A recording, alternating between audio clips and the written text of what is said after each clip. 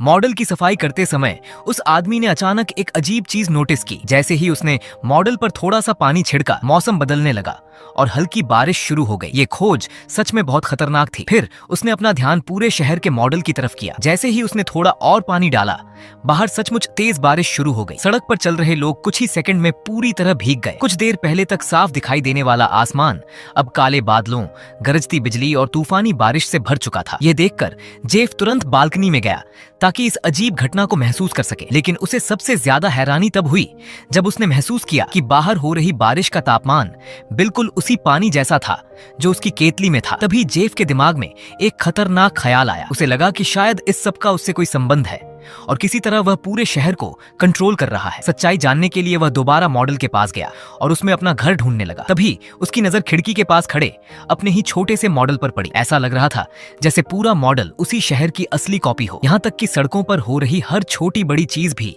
बिल्कुल वैसी ही थी जैसी बाहर असल दुनिया में थी। लेकिन सबसे पागलपन वाली बात यह थी कि इस मॉडल के जरिए वह पूरे शहर की बिजली तक कंट्रोल कर सकता था। इस अजीब खोज के बाद जेफ तुरंत शहर के शराब खाने की तरफ गया। वहां पहले से ही बहुत सारे लोग इकट्ठा थे। दिन में हुई उस अजीब बारिश को लेकर शराब खाने में मौजूद हर इंसान बातें कर रहा था। सभी को लग रहा था कि उस बारिश में कुछ तो गड़बड़ थी। शराब खाने की मालकिन डेजी अपने बेटे से बात कर रही थी। उसने कहा कि वह दोपहर में बाहर लगे बड़े बोर्ड को दोबारा पेंट करने वाली थी, लेकिन बारिश ने उसका पूरा प्लान खराब कर दिया। जेफ चुपचाप उनकी बातें सुनता रहा। फिर उसने तुरंत अपनी नोटबुक निकाली और सब कुछ लिख लिया, क्योंकि उसके दिमाग में अब कुछ बड़ा करने का प्लान चल रहा था। उस रात घर पहुंचते ही उसने नेल पॉलिश और रंग तैयार किए। अगली सुबह जब डेजी का बेटा बाहर आया तो वह हैरान रह गया। उनका शराब खाना पूरी तरह नया दिखाई दे रहा था। डेजी और उसका बेटा दोनों दंग थे, लेकिन खुशी इस बात की थी कि उनका काफी काम बच गया था। थोड़ी देर बाद जेफ भी वहां पहुंचा और बाकी लोगों की तरह नकली हैरानी दिखाने लगा, लेकिन उसने अब भी किसी को सच्चाई नहीं बताई। जेफ के लिए नाम या इज्जत मायने नहीं रखती थी। वह बस चुपचाप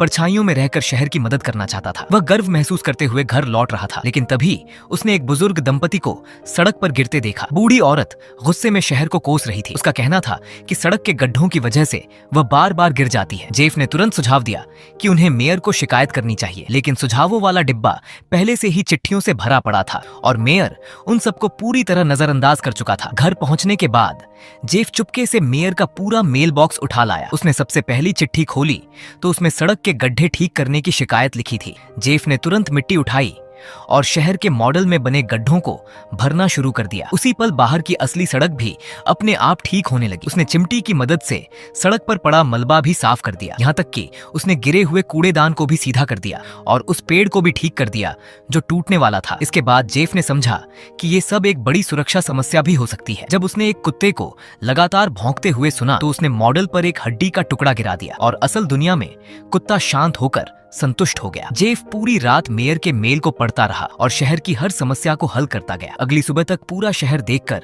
लोग हैरान रह गए कि शहर कितना बदल चुका है, लेकिन किसी को नहीं पता था कि इसके पीछे कौन था। कुछ लोगों ने कहा कि ये काम सिर्फ मेयर ही कर सकता है, इसलिए सबने मान लिया कि मेयर ही सब कर रहा है। लेकिन किसी ने उम्मीद नहीं की थी कि मेयर इसका पूरा श्रेय खुद ले लेगा और डेजी से शराब खाने की दीवार पेंट करने का खर्च भी मांग लेगा। डेजी पहले से ही मेयर पर भरोसा नहीं करती थी और जब उसे कोई फायदा नहीं मिला तो मेयर ने भी इस काम को छोड़ दिया। उसी समय जेफ शराब खाने में मौजूद था। वह ये सब सुनकर बहुत गुस्से में आ गया कि वह इतनी मेहनत से सब कुछ ठीक कर रहा था और सारा क्रेडिट ये बेईमान मेयर ले जा रहा था। रास्ते में लौटते समय वह सुपरमार्केट के पास से गुजरा और उसने स्टाफ को बातें करते सुना। वे अभी भी यही मानते थे कि सब कुछ मेयर की वजह से हुआ है, खासकर क्योंकि चुनाव नजदीक था और लोगों का समर्थन जीतना बहुत जरूरी था। जेफ का चेहरा ये सुनकर बदल गया, क्योंकि कुछ समय पहले उसकी पत्नी खुद मेयर थी, लेकिन एक हादसे में उसकी मौत हो गई थी और उसी की जगह इस बेईमान मेयर ने पद संभाल लिया था। अपनी पत्नी की तस्वीर देखते हुए जेफ ने तय कर लिया कि अब उसे कुछ करना ही होगा, लेकिन उससे पहले उसे मेयर को सबक सिखाना था। उसने एक छोटा पत्थर उठाया और मेयर की कार की तरफ निशाना लगाकर उसे मॉडल पर गिरा दिया। अगली सुबह मेयर सड़क पर लोगों के सामने जोर जोर से चिल्ला रहा था, लेकिन शहर के लोग इसे मजाक समझ रहे थे। उसी समय डेजी का बेटा अपनी एक ड्राइंग दिखा रहा था। ये देखकर मेयर अचानक अपना आपा खो बैठा और उस पर चिल्लाने लगा, लेकिन तभी डेजी तुरंत बीच में आ गई और सबने साफ देख लिया कि क्या हुआ। मेयर को समझ आ गया कि उसका गुस्सैल रूप सबके सामने आ सकता है। इसलिए उसने तुरंत खुद को संभाला और शांत बनने का नाटक किया। उसने कहा कि यह बस एक छोटा सा हादसा था और इससे शहर के प्रति उसका प्यार नहीं बदलेगा। ये सुनकर लोग और ज्यादा जोश में आ गए, लेकिन पास खड़ा जेफ अंदर ही अंदर गुस्से से भर गया। उस रात उसने एक फैसला किया और मॉडल पर एक छोटी सी मकड़ी रख दी। उसी समय मेयर बाहर सड़क पर चल रहा था। मकड़ी को देखकर वह बुरी तरह डर गया, लेकिन समय रहते जेफ ने मकड़ी को हटा लिया, इसलिए मेयर की जान बच गई। अगले दिन मेयर ने अपने दोस्तों को उस विशाल मकड़ी के बारे में बताया, लेकिन कोई भी उसकी बात पर यकीन नहीं कर रहा था। जेफ पास खड़ा ये सब देखकर हल्की मुस्कान के साथ खुश हो रहा था। अब आखिरकार उसे शहर को सही तरीके से संभालने का समय मिल गया था। उसने खुद एक नया बड़ा साइन बोर्ड बनाया और जैसे ही वह लगाया गया, शहर का व्यापार फिर से बढ़ने लगा। यहाँ तक कि डेजी के शराब खाने में भी ग्राहकों की भीड़ बढ़ गई। जेफ चुपचाप सब देखता रहा और शहर को फिर से उभरता देखकर संतुष्ट था। लेकिन जब उसने उस साइन बोर्ड को और बड़ा बनाने का फैसला किया, तभी एक नई समस्या पैदा हो गई। नया बोर्ड पहले से बड़ा था और उसमें चमकती नियन लाइटें भी लगी थीं, लेकिन वह एक रात भी नहीं टिक पाया। अचानक शहर की बिजली व्यवस्था पूरी तरह ठप हो गई और पूरी सड़क अंधेरे में डूब गई। लोग मोमबत्तियां जलाकर एक जगह इकट्ठा होने लगे। मेयर ने तुरंत गवर्नर से संपर्क किया, लेकिन जवाब मिला कि मरम्मत में कम से कम 2 हफ्ते लगेंगे। ये सुनकर पूरे शहर में घबराहट फैल गई। लोग मेयर को दोष देने लगे कि उसने शहर के लिए कुछ नहीं किया। कुछ लोगों को शक होने लगा कि वह जानबूझकर लोगों को यहाँ से निकालकर उनके घर सस्ते में खरीदना चाहता है। एक ही झटके में मेयर शहर का सबसे बड़ा दुश्मन बन गया। जैसे जैसे लोगों का गुस्सा बढ़ता गया, मेयर ने जल्दी से शहर छोड़ने का फैसला किया, लेकिन लोग उसके पीछे पीछे दौड़ पड़े। तभी डेजी का बेटा बाहर पेंटिंग कर रहा था। मेयर ने उसे देखकर समझ लिया कि वही लड़का नया साइन बोर्ड बना रहा है। उसने तुरंत सारा इल्जाम उस पर डाल दिया